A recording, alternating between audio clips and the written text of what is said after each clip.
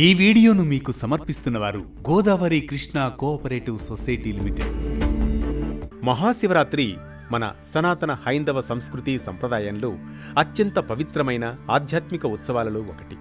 2026 సంవత్సరంలో మహాశివరాత్రి చతుర్దశి తిథి ఫిబ్రవరి 15వ తేదీ సాయంత్రం 5:04 ప్రారంభమై ఫిబ్రవరి 16వ తేదీ సాయంత్రం 5:34 ముగియనుంది. ఈ పవిత్ర సమయంలో శివారాధన, ఉపవాసం, రుద్రాభిషేకం చేస్తే శివుని అనుగ్రహంతో పాటు కోరికలు నెరవేరుతాయని విశ్వాసం.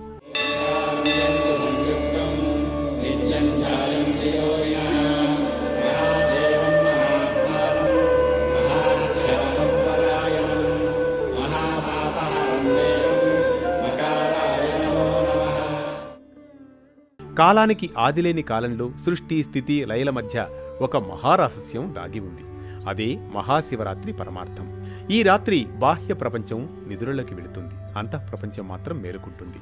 అదే శివతత్వమని ఓ ఆంతర్యం. పురాణాల ప్రకారం మహాశివరాత్రి నాడు శివుడు లింగరూపంలో పరబ్రహ్మగా అవతరించాడు. ఆ రూపానికి ఆది లేదు, అంతం లేదు. బ్రహ్మ, విష్ణువులు కూడా ఆ లింగానికి మూలం కనుగొనలేక పరాజయాన్ని అంగీకరిస్తారు. అప్పుడు వారికి బోధపడింది శివుడు ఎవరో కాదని, శివుడు అనగా చైతన్యమని. మరో పురాణ కథనం ప్రకారం సముద్ర మదనంలో వెలిసిన హాలాహల విషాన్ని శివుడు తన కంఠంలో నిలిపి లోకాన్ని కాపాడాడు. ఆ విష ప్రభావం తగ్గించేందుకు దేవతలు రాత్రంతా జాగరణ చేసి శివనామస్మరణ చేస్తారు. అదే మహాశివరాత్రి. అందుకే ఈ రాత్రి జాగరణ ముఖ్యం. మహాశివరాత్రి రోజున భక్తులు తెల్లవారుజామునే నిద్రలేచి స్నానమాచరించి పరిశుభ్రమైన వస్త్రాలను ధరించాలి. అనంతరం శివలింగానికి గంగాజలం, పాలు, స్వచ్ఛమైన నీరు కలిపి అభిషేకం చేయాలి. అభిషేకం చేస్తూ ఓం నమశివాయ మంత్రాన్ని భక్తితో జపించాలి. ఈ మంత్ర జపం మనసుకు ప్రశాంతతను అందించడమే కాక చెడు శక్తులను దూరం చేస్తుందని శాస్త్రాలు చెబుతున్నాయి. శివుని అనుగ్రహం పొందేందుకు భక్తి, విశ్వాసం అత్యంత ముఖ్యమైనవి. రామేశ్వరాయ శివ రామేశ్వరాయ హర హర భోలే నమః శివాయ. రామేశ్వరాయ శివ రామేశ్వరాయ హర హర భోలే నమః శివాయ. శివుడికి అత్యంత ప్రీతికరమైంది బిల్వదళం.